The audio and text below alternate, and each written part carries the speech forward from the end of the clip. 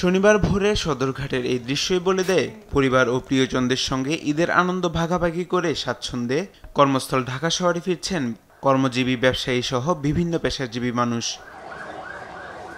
দক্ষিণাঞ্চলের জেলা বরিশাল, পটুয়াখালী, রাজবাড়ী, ভোলা, শরীয়তপুর থেকে ভোগান্তি ছাড়া অনেকেই লঞ্চে পৌঁছেছেন ঢাকা।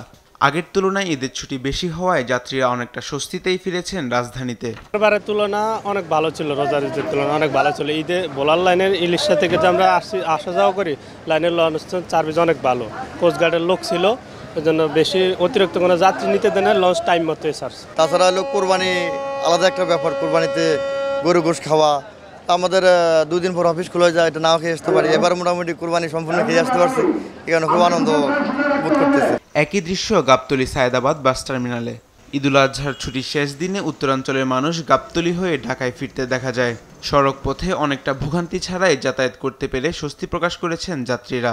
কোনো সমস্যা হয় না, সুষ্ঠুভাবে পৌঁছেছি।